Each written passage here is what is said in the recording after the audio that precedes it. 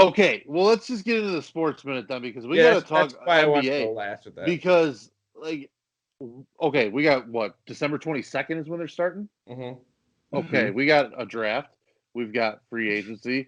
We've got like Preseason. yeah. I'm What excited. I mean, this is going to be a big And not quick to mention turnaround. COVID protocols that they got to figure out. Are they going to let fans in? How many? What is going to be the, I can't are- imagine. I can't imagine the way the numbers are going right now that they're going to start packing indoor stadiums. I just I know can't I'm not see that going. coming. The United Center. Well, I think it's about impossible where it's at. Can't imagine the city of Chicago, the state of Illinois is going to let that happen. I don't Soldier know. Field doesn't have fans right now. I don't think. That's what I'm saying. I totally agree, United Zach. is. You're absolutely right. You hit the nail on the head there. But I'm excited because you said we're excited about football right now, but at a point we're going to watch a different sport. So then, boom, right before Christmas, we will get the start of the NBA season, and the Bulls will be on their way to an NBA championship. I'm curious to see, like. What are you laughing at, Boomy? I love it. I love it, man. I'm with you. I know your favorite team, the Lakers, won this year, but God, shut up. But So I gross. am excited too. I am excited about this season. Billy Donovan, new energy to this team. I'm excited. You gotta And figure we're well there's gonna rested. be. You got to figure there's going to be some positive. You got Kobe White.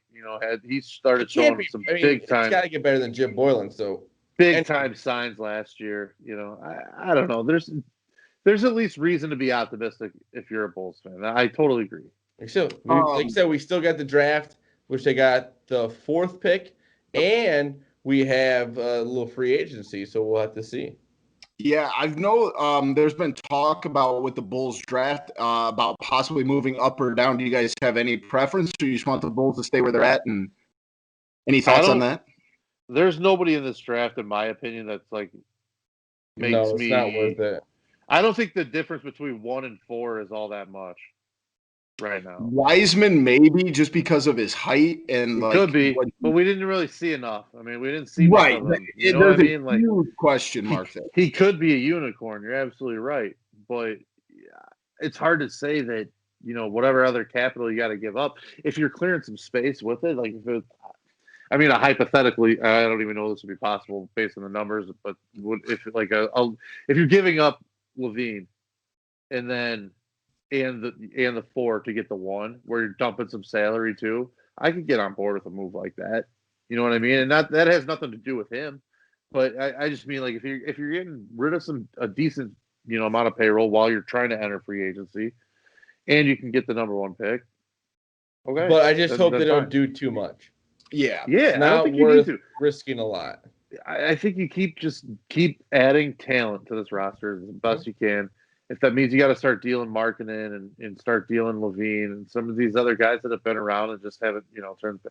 I think you got some with Kobe White. I know I'm a Carolina guy, so that's like my fine whatever. But Kobe White. He showed a lot of signs last year. At the end of the year, he showed it. He had no fear. He plays. He's ready for the NBA game. His rookie year, he had Jim Boylan as his coach. Yeah. How long were we begging for him to be starting when he was just like, coming in producing off the bench? And, but no, they kept toting out Satoransky. You couldn't find him. Like what the hell was that? That guy's trash. He is bad. Not good at basketball. No. In the baseball world, the Boston Red Sox with a nice little Friday morning dump as they rehire Alex Cora after a year, not even a full year, but a season. You got to give it to them, boys. The Red Sox, there's a craziness going on with this election. Everyone's focused on that. Boom. They hire the guy that they just fired. Yeah. I think it's a case of they hired the guy back that they suspended for a year. Yep.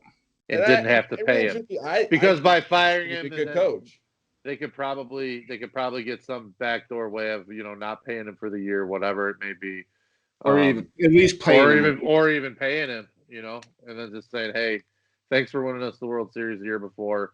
We know this is a big black eye. You need to go away for a year. And I mean, Renicky wasn't ever a long-term solution for them anyway. So it's not like this is an ultra shocking move. The players love him. He's a great manager, I think, if he can, at some point, the guy served a penalty. It's a lot more than what some of these other players and some of these other executives and some of the other people from the Astros organization I'm have with you, done. Maddie, on that. I've seen a lot of like, oh, you can't hire these guys, whatever. You know what? They sat out the year. They took Yeah. the suspension. That none of the players that were also involved in it that did no time, that also got to go to the World Series this year. Like, You know- I think it's a little ridiculous to think that these guys should never be hired again. I understand This is what they going did, to horrible. follow them forever too. It's like a black eye on them, or scarlet letter on them forever. You know what I mean? So it's Yeah, like I'm not it's saying- not like I think it's annoying what they do is bad. Like I said, you got to move on. And some Yeah. guys did steroids and stuff like that. They moved on. Like, Yeah. You don't Yes, lock sir. them up and throw away the key and just let them rot. You know, Well, like at it's some been point. a whole year. it'd be one Yeah. thing if there was one person culpable of this whole thing, but there's not. There's Yeah. one Right. person. So to say that Cora is the one that should fall on the sword for everybody else, I think is a bit ridiculous. You know what I mean? Like, AJ Hinch, it's like, oh, like why would Detroit hire him? It's like, dude, he's probably why a good wouldn't coach. they? He's an outstanding manager. He's great with young players. Just So why wouldn't got they? caught up in a bad situation, which he It- may have been a part of, which he may have even started, but he was also one of multiple people that were involved, and also, like I said, was suspended for a whole year. Totally agree. It's a crap move in what the Astros did. The Absolutely. only reason I kind of go off on that is because I was kind of like when the White Sox were looking at AJ Hinch and stuff, people were like, "Oh, why would you do that?" It's like I know, like that first job back is always going to be He's tough. already been hired. You Yeah. know what? Fine. But AJ Hinch, if you want to talk about character, is his character any worse than LaRusso's has been? Yeah. At the end of the day, LaRusso's been That- tied to cheating with steroids for multiple organizations, with the A's and the Cardinals. So that's just as heavily cheating as It just as, isn't you as know, recent. the Manny. science deal. I understand that. No, but I'm just saying that's- don't play the morality No, card. with that's me what I'm on- saying though. It's just recency bias. Right, you're absolutely right. So it's like you can't play the morality card with Hinch and Cora if you're not. Yeah, gonna you play can't LaRusso. cherry pick your Fuck argument. that. Get out of here. Come on. Last story in baseball: the Mets have officially been sold to Steve Cohen, who promptly fired literally everybody. Everybody. Which is hilarious. He's a genius. Yeah, Yes, I he mean, is. I don't know what it is, Zach, and I think you might understand. You've been to the stadium. There's something about the Mets that I don't. No, I don't like know. the I like stadium. the stadium. I like the area. I don't like getting to the stadium itself. I agree there, but it is a nice stadium. I also like they're kind of the Robin in New York City. So, and I hate the Yankees. So I don't know. Well, I hope the they do well. fans against the front office, and now that can finally go away. Yeah. Yep. So that was a huge. You got I a believe guy he's who one of is the richest willing to owners in spend his baseball. money. Yeah, he's, So Yeah, instantly. Richest owner in professional sports, I believe. you might. What is he? Is he a real estate guy?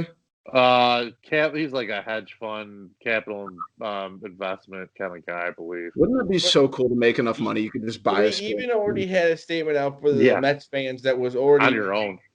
better than everything else that the other people who were in charge before had done in 10 years. Yeah, Will Ponds, that was a dog shit ownership group. As 30, far as 40 the Mets are concerned, just to go back to what you guys were saying, how you don't really have a deep hatred for them. Growing up, I hated the Mets. They were a big rival for the Cubs in the late Well, 80s that was and early the 80s 90s. and So the West. yeah, so for me, I hated the Mets. One of my best friends, a listener to the show, Damien, is a diehard Mets fan.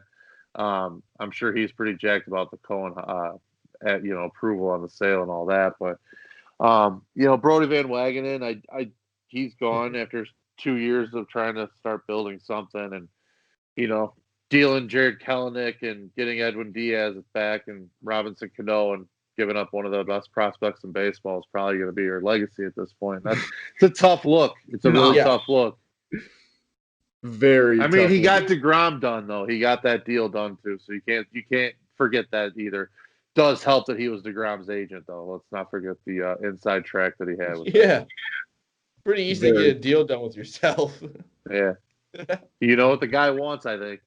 It's just, he's just sitting on a table and he just keeps jumping side to side, like negotiating. Well, I want more money. That's hilarious.